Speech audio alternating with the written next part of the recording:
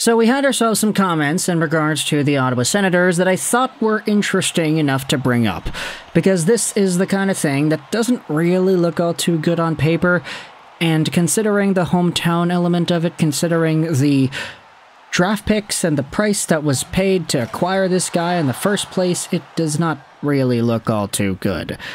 Today we're talking about Jakob Chychrun of the Ottawa Senators, because when it comes to his entire story, hey, the fact is a lot of people thought he would have been an Ottawa Senator for a while, ever since like last year, 2 years ago-ish, when we saw all the trade rumors about Jakob Chychrun potentially getting moved from Arizona.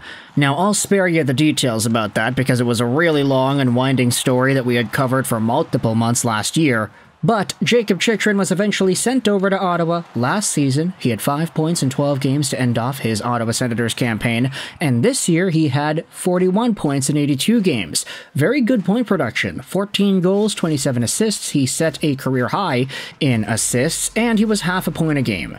Sure, this isn't the same 41 points he had in 26 fewer games with the Arizona Coyotes in 2020-2021, but it's still something.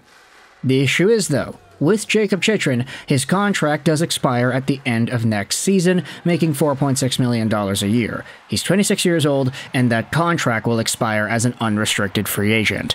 But of course, when you read the tea leaves, when you go over to the rumor mill, when you acknowledge what's been said about the Ottawa Senators this season, Jakob Chychrun's spot in the lineup next year is not guaranteed. There's an idea floating around asking, hey, does he actually want to come back? Does he like being a part of this team? There's another idea floating around there saying, hey, the Sens are probably trying to trade away some guys to open up roster spots and get younger. This team is going to be in a perpetual state of getting younger and continuously rebuilding and not getting better and not capitalizing on your veterans. There were some guys. I mean, you got Claude Giroux, you got Vladimir Tarasenko. There are some good names on this team that did make themselves known. But you couldn't capitalize on that. What gives?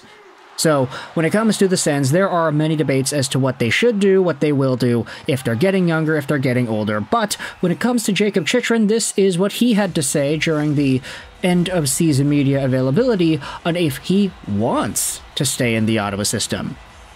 It's a tough question. I haven't thought about it. I'm taking it day by day, and we'll see where things go. John Rodenberg then says that this was after a long pause in his answer. This, of course, will be the biggest talking point from today, guaranteed. And I'm interested in this comment, because the comment isn't, oh, will you come back? It's not, are you returning, or are they going to stay with you, or are they going to trade you, whatever. It's not any of that. It's, do you want to stay? Do you want to be on this team? And he says, hey, it's a tough question. I haven't thought about it. And I'm no psychologist, I'm not a psychiatrist, I'm not a therapist, I don't understand the mind in ways that a lot of these educated people do, but what I do know is experience in my own life. When you ask somebody, hey, do you want to be here? And they say, oh, it's a tough question, I haven't thought about it. It means no! It means no, especially if they take a long time to answer before giving you that comment. And so from here on out, you have to kind of come to your own conclusions. Of course, nothing was guaranteed and set in stone, but Jakob Chychrun does not want to be here. My gosh, no way he wants to be here after a comment like that. He doesn't even come out here with the cookie-cutter answer. You know what the cookie-cutter answer would have been? Oh, right now I'm on this team and I'll do my best to help them win. We gotta get better, I gotta improve, I gotta play better, this and that. We're gonna come back strong next year because I'm contracted for next year. That's the cookie-cutter answer, but instead it's like, hey, do you want to stay here? I don't know. That's tough. That means no. And some of the replies go out there and really dive into some of this psychology here. Personally, I think Ottawa should be selling a couple of big pieces like Chychrun, Giroux, and Tkachuk for a king's ransom and go from there.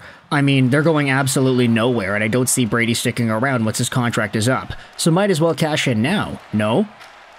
John then replies saying Tkachuk has 4 more years on his deal. If Ottawa is going anywhere, it's with him, not without him. Other replies to this same comment thread say, oh, DeBrincat 2.0. And okay, we'll dive into that a little bit more later in the video. There also was a comment made by F. Mirage that goes out there and gives the full and accurate non-clickbait version of the quote. It's a tough question. I don't know. I honestly have not thought about that. I know I have 1 more year left on my contract. There haven't been any talks of an extension or anything, so I haven't got my head wrapped around that idea. It's tough to sit here and act like I have. Take it day by day and see if when we have those talks and go from there. Now, I will say, I don't know from the way the question and tweets are phrased here if Chychrun was asked about, oh, do you want to stay in Ottawa beyond your current contract, or do you want to stay in Ottawa like just in general for right now? Because if it's the former, okay, that's fair. You could talk about the future all you want, you're not under contract for that period of time, so it's free game for anybody. But if it's like, hey, do you just want to stay in Ottawa? Do you want to stay next year? And he's like, yeah, no, it's tough. Then that's a little bit more dire, I guess you could say. Here is the Ottawa Senators thread about the same thing that we had just talked about. Let's go over some comments over here. Ultraphil says, diplomatically avoiding the question is often but not always secret code for no. It's definitely upped the Chychrun gets traded in the offseason Vegas odds with that answer. If he gets dealt before September, that'll be 2 for 2 on trades where Dorian sent a first-rounder away for a player that didn't last 2 seasons in Ottawa. It's pretty much always no.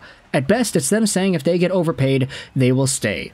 And that, of course, definitely worked out well for Alex DeBrincat. I mean, the guy got a big payday in Detroit. He didn't really show up too much in the season. Like, he had some good numbers, but there were a lot of disappointing parts of DeBrincat's game. And, of course, it doesn't really have anything to do with the Senators anymore. It's just, hey, this was a guy that Dorian shelled out some assets to get, and he didn't want to stay. Same thing could be said about Chychrun nowadays.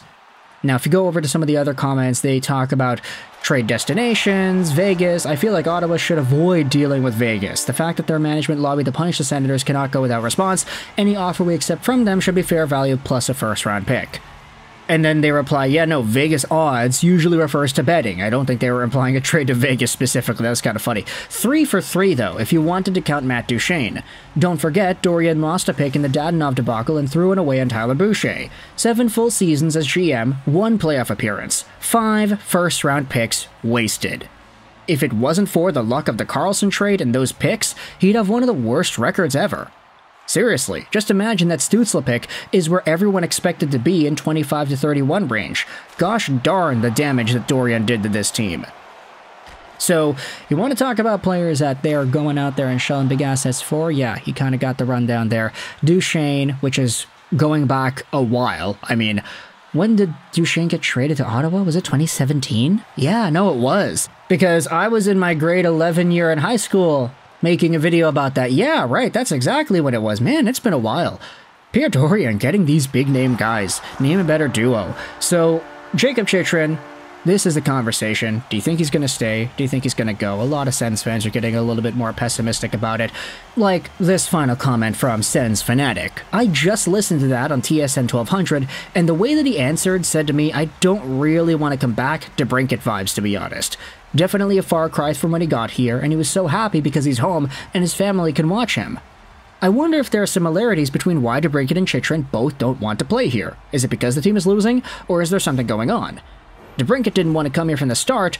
For Chychrun, he did. It's different. So with all this in mind, if you're an Ottawa Senators fan, let me know your thoughts in the comments section about Jakob Chychrun not wanting to stay on your team beyond his contract, maybe even beyond this season, and what do you think the trade price should be to send him away to some other team and give him a new NHL home?